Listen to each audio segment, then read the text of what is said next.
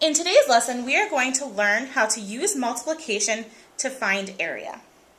Area is the space covered by a two-dimensional object, such as this flat Post-it note.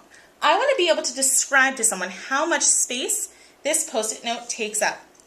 So what I can do is describe the space using square units. Here, the unit that I've chosen is an inch. So I have already measured out an inch long and an inch wide. So I can describe this to someone as 1 square inch.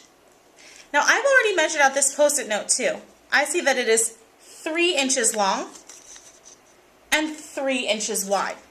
So I can map out the number of square inches that this Post-it note covers. I see that I have 1, 2, 3, 4, 5, 6, 7, 8, 9 square inches. If I wanted to find a faster way, however, instead of counting each individual square inch, I can simply multiply. This looks quite similar to the arrays and area models that we've used before. Here I see that I have 1, 2, 3 rows with 1, 2, 3 inches in each row. So instead of counting, I can simply multiply the length of my object times the width. And I know that 3 times 3 equals 9. You can pause the video now and re-watch it, or you can try to find the area of our first figure. You can try it in 2 ways. You can either count or you can multiply to solve. I'm going to review it now. I see that I have 1, 2, 3 centimeters on one side and 1, 2, 3, 4, 5 centimeters going across the top. I know that I can multiply the number of rows times the number in each row. The number of rows times the number in each row to solve.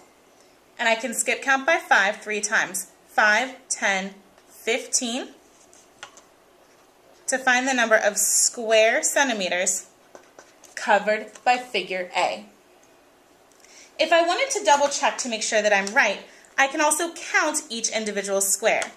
1, 2, 3, 4, 5, 6, 7, 8, 9, 10, 11, 12, 13, 14, 15 to double check and make sure that I'm right. Pause the video now and rewatch this, or pause it so that you can try figure B. I see here that I have 1, 2, 3, 4, 5, 6 centimeters on one side and 1, 2, 3, 4 centimeters going across the top. I know that I can multiply the length times the width. So I have 6 times 4. And I know that 6 times 4 is equal to 24.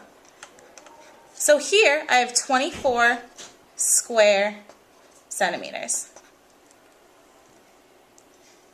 To double check, I can count each individual square. 1, 2, 3, 4, 5, 6, 7, 8, 9, 10, 11, 12, 13, 14, 15, 16, 17, 18, 19, 20, 21, 22, 23, and 24.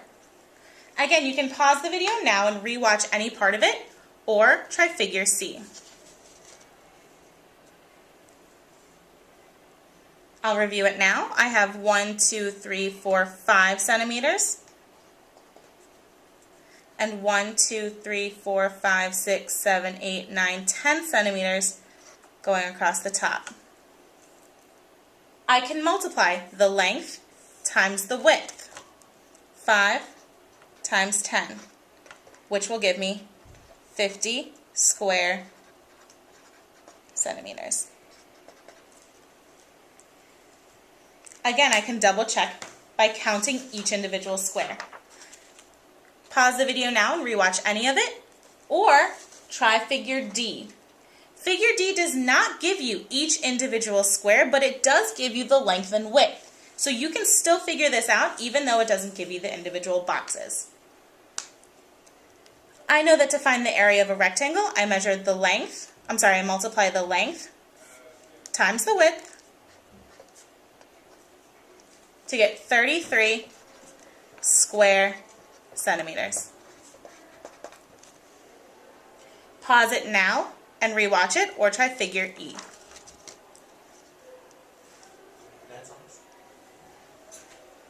Here again I have the length and the width, but it gives it to me twice, and I don't really need that. I just need one of the lengths times one of the widths. When I multiply, I get 20 square centimeters.